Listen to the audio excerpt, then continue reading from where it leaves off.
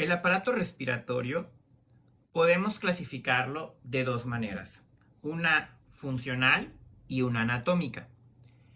De la manera funcional podemos encontrar una división conductora y una división respiratoria.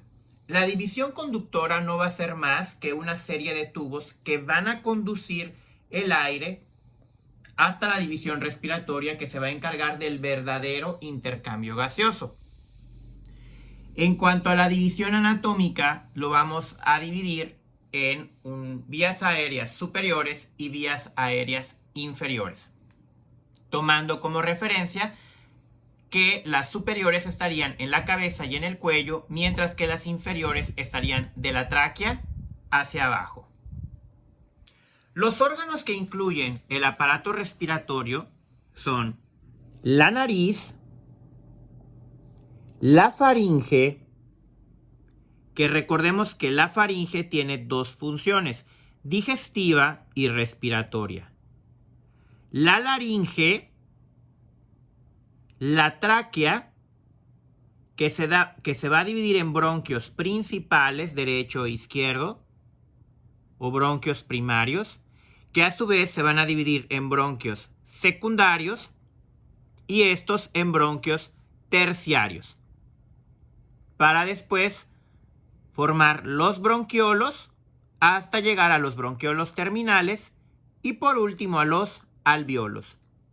Los alvéolos es el único sitio donde verdaderamente ocurre el intercambio gaseoso. O sea que en la división fisiológica solo los alvéolos serían los componentes de la división respiratoria. Tenemos dos pulmones cubiertos por sus pleuras. De la parte externa podemos encontrarle en la nariz diferentes partes. La raíz, que se encuentra inmediatamente debajo de la glabela, recordando que la glabela es la parte suave del hueso frontal. El puente, que está formado por el hueso de la nariz, ¿sí? Recordemos que solo esta estructura es ósea. Y el dorso y la punta, así como las alas, es cartílago.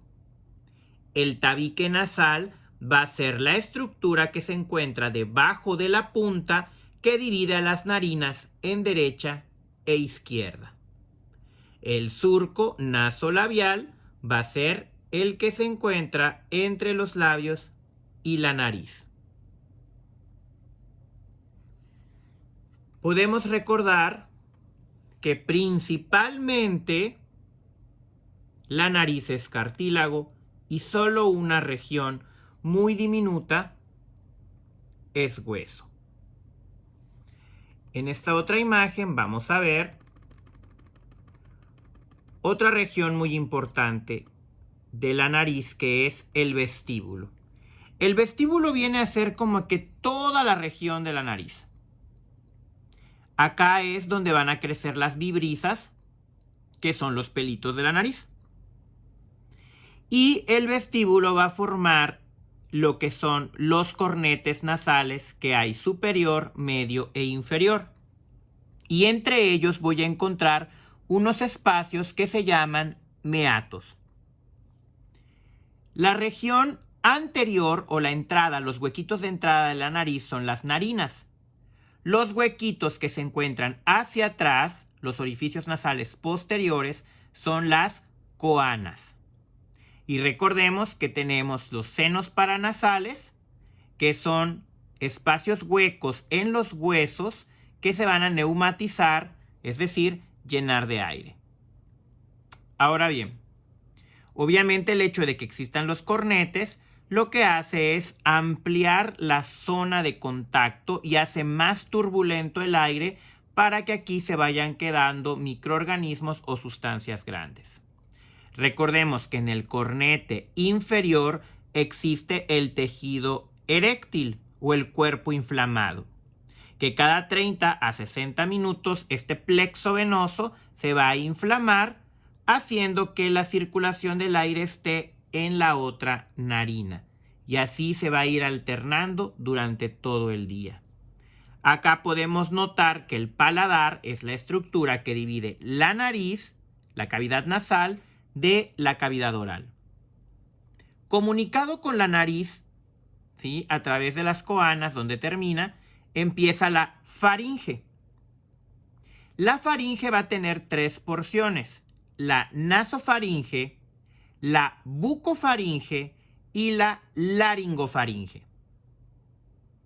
De la nasofaringe podemos destacar que ahí va a desembocar las trompas de Eustaquio, recordando que las trompas de Eustaquio van a venir desde el oído medio, así que es el punto de comunicación con la faringe. De acá podemos destacar que va a ir bajando el aire, pero también a partir de la orofaringe va a bajar el bolo alimenticio. Y cuando pasa el bolo alimenticio, esta estructura que se llama epiglotis va a tapar a la laringe para que el bolo solo se dirija hacia el esófago. Cuando nosotros emitimos sonidos, los músculos de la laringe la elevan y la epiglotis se eleva también. La laringe va a ser un tubo de 4 centímetros aproximadamente que va a estar formado por 9 cartílagos.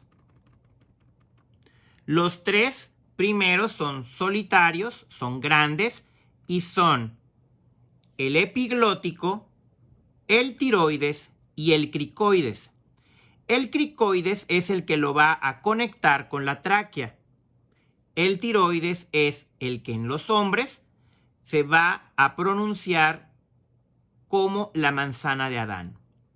Recordemos que el hueso del cuello llamado hioides corona la laringe. ¿Ok? Acá vemos la epiglotis, que es la que tapa cuando va a ocurrir la deglución. Y además va a tener otros 6 cartílagos la laringe que están en pares. Es decir, son 3 pares y van a ser los cartílagos cuneiforme, corniculado y aritenoides. Una situación muy diferente que vamos a encontrar con la tráquea es en cuanto a los anillos cartilaginosos, porque todo es cartílago. Pero antes de pasar a ella, vamos a tocar un tema respecto a la laringe. La laringe, no olvidemos que es el órgano de la fonación, ¿ok? En ella se van a encontrar las cuerdas vocales falsas, que son esta especie como de sábanas, y estas que son las cuerdas vocales verdaderas, que si se dan cuenta realmente sí parecen una cuerda. Estas van a tener la característica de que se van a abrir y cerrar. Abducir, BD, aducir, AD. Abducir, abrir, aducir, adentro. ¿Ok? Ahora, el espacio que se forma entre las cuerdas vocales verdaderas y las cuerdas vocales verdaderas en conjunto se llaman glotis. Por eso la estructura en forma de capucha que lo cubre se conoce como epiglotis, de epi, arriba. Y acá lo vemos nuevamente. Aducción, cerradas. Abducción, abiertas. La tráquea, en cambio, va a tener la característica que sus anillos cartilaginosos tienen forma de C.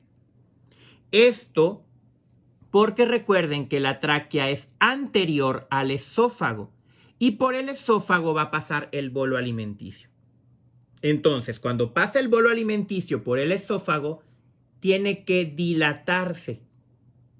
Y por eso estos cartílagos no pueden estar completamente cerrados, porque si lo estuvieran, no permitirían el paso del bolo a través del esófago. La tráquea va a tener una longitud mayor y tiene la característica que en el ángulo external, es decir, a esta altura aproximadamente, en el huequito que tenemos acá, la tráquea se va a bifurcar, ¿sí? Va a formar el bronquio principal o bronquio primario derecho y el bronquio primario izquierdo. Recordemos que el derecho va a estar más vertical y el izquierdo es más horizontal. Por eso, la gran mayoría de los cuerpos extraños se van a ir hacia el lado derecho. Además, recordemos que el lado derecho, el pulmón va a tener 3 lóbulos, mientras que el izquierdo solo tiene 2. El pulmón de este lado va a tener 2 cisuras para hacer esa división en 3, mientras que el otro va a tener solo una cisura para hacer la división en 2 lóbulos. En la región donde la tráquea se bifurca para formar los bronquios, tenemos un pliegue, por así decirlo, que se llama carina. Y eso va a dividir hacia cada lado un bronquio principal. En cuanto a los bronquios, van a seguir dividiéndose en bronquios secundarios, terciarios, hasta llegar a los bronquiolos. Los bronquiolos a su vez van a llegar a bronquiolos terminales hasta finalizar en los alvéolos. Los pulmones van a ser las estructuras en forma de cono con los vértices supraclaviculares, porque a esta altura voy a tener las clavículas, y la base descansando en el diafragma. Acá es donde puedo notar que tengo 3 lóbulos en el lado derecho, por lo tanto hay 3 bronquios secundarios, mientras que en el lado izquierdo solo tengo un lóbulo superior y un lóbulo inferior, divididos por el surco oblicuo, surco o cisura. En cambio, en el lado derecho voy a tener el surco horizontal, que va a dividir en lóbulo superior y medio, y la cisura oblicua, que va a dividir al medio del inferior. Si nosotros agarráramos la cara lateral del pulmón, ¿sí?, va a tener un hueco por el que va a penetrar el bronquio primario más los vasos sanguíneos, linfáticos y los nervios. ¿Okay? Este hueco por el que se van a meter estas estructuras se conoce como ilio y es la parte central de la cara lateral de cada pulmón. En cuanto a la división respiratoria, podemos encontrar los alvéolos, que realmente son sacos en los que existe el verdadero intercambio gaseoso. Si se dan cuenta, están ricamente vascularizados por capilares para que se dé ese intercambio del oxígeno que viene de la atmósfera para recoger el dióxido de carbono de los tejidos. Recordemos que acá el aire está viniendo directamente de la atmósfera, por lo tanto debe de tener muchos agentes nocivos o extraños para el organismo. Esa es la razón por la cual en estas estructuras hay gran cantidad de macrófagos. Los macrófagos, recuerden que son células grandes que se van a encargar de la fagocitosis de microorganismos y van a intervenir en la defensa del mismo. Además, los alvéolos van a estar constituidos por 2 tipos de células. Las células alveolares tipo 1, que se conocen como pavimentosas, y las células alveolares tipo 2, que se conocen como grandes. Las más abundantes son las tipo 1, que es alrededor del 95% del total de células, mientras que el otro 5% son las células alveolares tipo 2. De acá podemos destacar que las células alveolares tipo 2 tienen la función de producir el surfactante pulmonar. El surfactante pulmonar va a ser la sustancia fosfolipídica principalmente que se va a encargar de que los alvéolos se inflen y se desinflen sin colapsarse. El surfactante ayuda a que los alvéolos siempre puedan hacer esa función de inflar y desinflar, porque si se pegaran por completo, se colapsarían y ya no podrían volver a ser útiles. Igual tenemos que tomar en cuenta que los pulmones son órganos con el mayor drenaje linfático, ¿ok? Esto hay que considerarlo junto con el hecho de que las células más abundantes son los macrófagos. Hay que recordar que las membranas que se encuentran cubriendo a los pulmones se llaman pleuras, que como cualquier membrana serosa va a tener una hoja parietal que ve hacia la cavidad y una hoja visceral que ve hacia el pulmón. En ellas, en el espacio central, va a haber algo que se llama cavidad pleural, que va a estar llena por el líquido pleural, cuya función es evitar la fricción entre las pleuras y van a permitir cierta distensión del pulmón, sobre todo cuando ocurren los movimientos respiratorios de inspiración y expiración. Además de que le confiere una compartimentalización. Eso quiere decir que hasta cierto modo se encuentran aislados los pulmones del resto de las otras vísceras. Por ende, si hubiera algún proceso infeccioso en ellos, pues no se va a diseminar con facilidad. Crean un gradiente de presión, que recuerden que esto significa que cuando vamos a meter aire, el pulmón tiene que aumentar su volumen. ¿Ok? ¿Para qué? Para que pueda entrar la suficiente cantidad de aire. Mientras que cuando exhalamos, el pulmón tiene que reducir su volumen y la presión debe aumentar para poder sacarlo.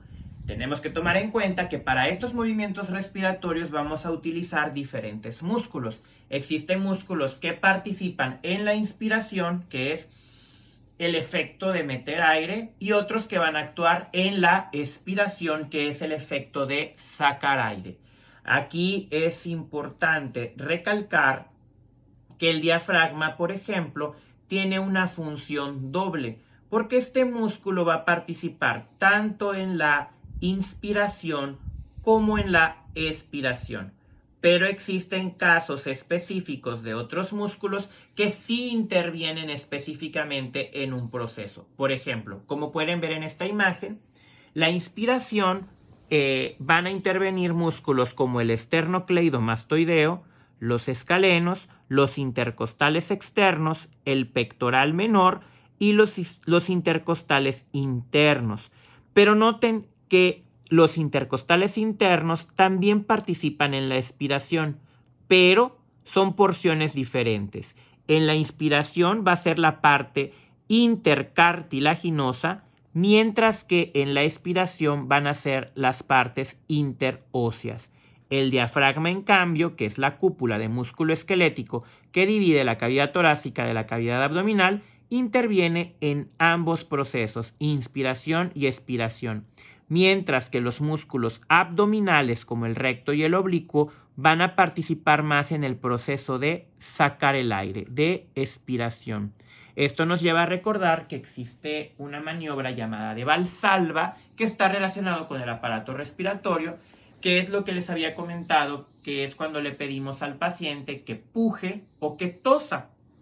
Esto para generar cierto gradiente de presión y empujar el contenido de la cavidad abdominal. Entonces, en todo este proceso también va a participar el diafragma y los músculos abdominales. Siempre estamos buscando crear un gradiente de presión. Ahora bien, en cuanto al proceso de la inervación y del control nervioso de la respiración, vamos a darnos cuenta que existen dos tipos de control: el control consciente y el control inconsciente. El control consciente, recuerden que se da en las regiones más superiores, es decir, en la región frontal de los lóbulos cerebrales. Recuerden que mientras más alejado esté del centro, son cosas que nos hacen más humanos. En cambio, las más inferiores son las que nos hacen más parecidos al resto de los animales. Ahora, específicamente en el control inconsciente de la respiración, vamos a notar que hay dos estructuras que participan, que son el bulbo raquídeo y la protuberancia. Y esto nos va a llevar a 3 grupos respiratorios.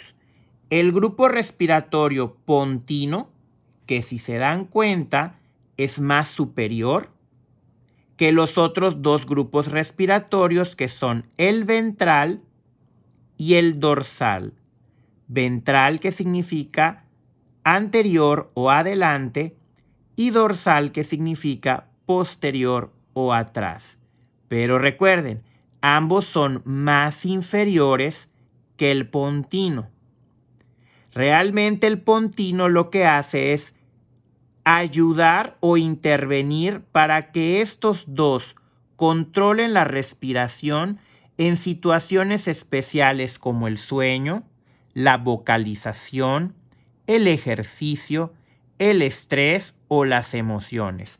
¿Por qué? Porque al estar más arriba puede captar señales de regiones más superiores y coordinarse con los otros 2 que son más primitivos, que realmente, por ejemplo, el ventral es el que nos va a mantener en eupnea. Recordando que la eupnea es la respiración tranquila, ¿sí? Nos mantiene en un estado basal, nos da hasta 12 respiraciones por minuto, mientras que el grupo dorsal siempre también apoya cuando hay ciertos cambios fisiológicos o algo, para que el ventral nos siga manteniendo en un ritmo respiratorio.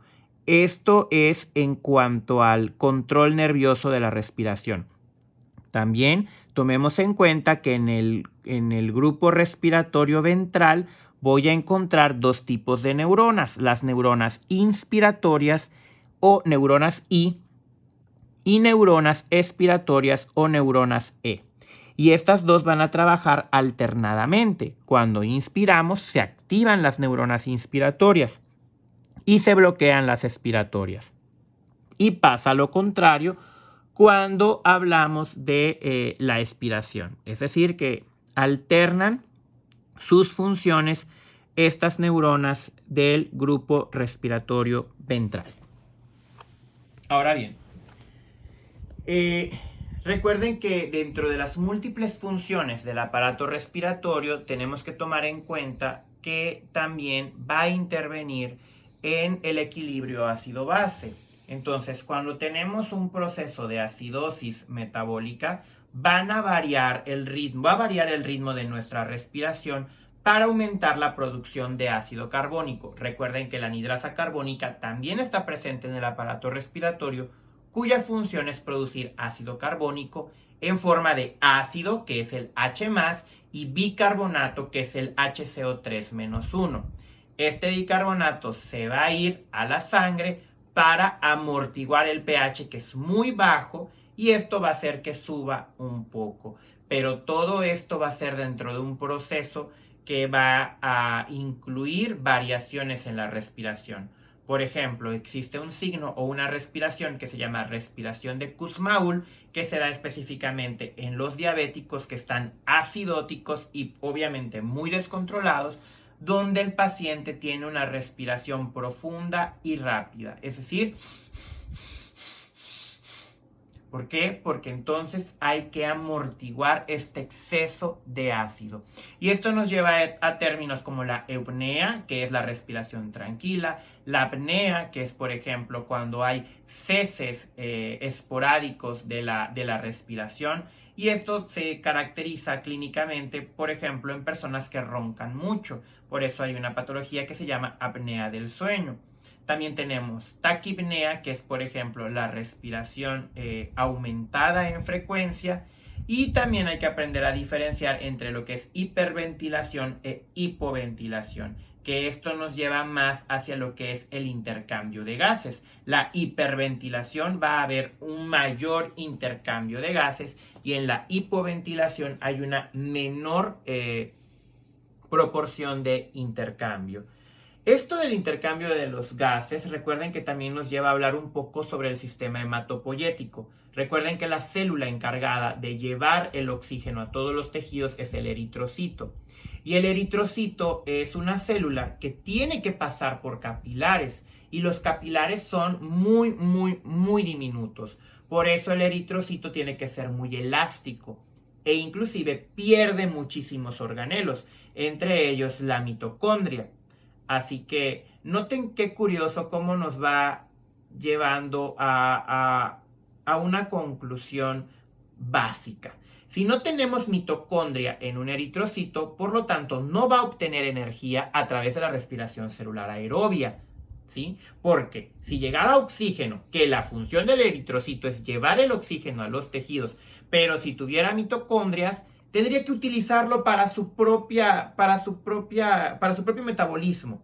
Entonces, no tendría sentido. Por eso, el eritrocito también debe de perder sus mitocondrias para poder transportar este oxígeno. Pero entonces, ¿cómo obtiene energía el eritrocito? Por una fermentación anaeróbica. Tiene que hacerlo por un proceso metabólico que no requiera oxígeno. Y a eso se refiere la anaerobiosis. Y esto nos lleva al término de bifosfoglicerato, donde es la forma en que el eritrocito va a obtener energía.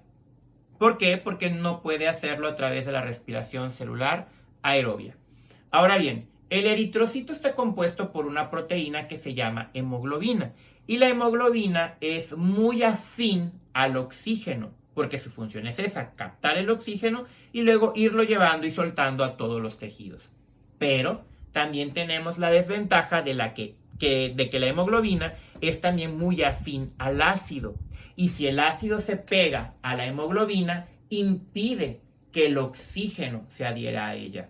Entonces, es por ello que es muy importante que el pH de la sangre siempre esté equilibrado. Obviamente la hemoglobina también debe de transportar, pues el contrario, lleva oxígeno, lo suelta en el tejido, pero tiene que agarrar el desecho, que en este caso es el dióxido de carbono. Entonces, acá tenemos, cuando lleva el oxígeno, es la oxihemoglobina, y cuando ya no tiene el oxígeno, lleva el dióxido de carbono, es la desoxihemoglobina. Pero también hay varias formas de transportar el dióxido de carbono, que es como gas, que es como grupo carbamino y también como ácido carbónico cuando se convierte a bicarbonato. Entonces, estas tres formas en que se puede presentar el dióxido de carbono, realmente la menos frecuente es, curiosamente, como dióxido de carbono propiamente dicho. Recordemos que hay factores que pueden aumentar la necesidad de oxígeno en los tejidos y esto va a regular la cantidad de veces que va a pasar la hemoglobina con el oxígeno. Y estos son precisamente la concentración de bifosfoglicerato, la presión parcial de oxígeno, el efecto Bohr y la temperatura. Por ejemplo, cuando hay fiebre, las necesidades del tejido es de que se requiere más oxígeno porque tienen un mayor índice metabólico. El efecto del bifosfoglicerato va a ser atraer hemoglobina para que se libere más oxígeno. Y esto curiosamente está relacionado con hormonas como la testosterona o la adrenalina, que van a hacer que aumente ese requerimiento de hemoglobina, específicamente la que lleva el oxígeno. En general, esto es... hay que tomar en cuenta nada más que existe un estudio diagnóstico que se llama espirometría. La espirometría es una especie como de pistola, como el que utilizan en el alcoholímetro, donde realmente pegamos nuestros labios a esa boquilla y nosotros exhalamos forzadamente y también inspiramos. Y se va midiendo esa capacidad que tenemos. Lo hacemos sin medicamento y también lo hacemos con medicamento. Es decir, usamos broncodilatadores y volvemos a hacer el ejercicio para ver cómo ha sido la respuesta o el cambio en estos valores que obtenemos en la espirometría. Este estudio diagnóstico sirve específicamente para hacer un diagnóstico certero de asma bronquial. Entonces es importante que tomemos en cuenta estos conocimientos a la hora de que nos lleguen pacientes con este tipo de estudios. En general, esto es lo que se refiere al aparato respiratorio. Es realmente muy sencillo, pero sí tiene una fisiología muy amplia. Hasta luego.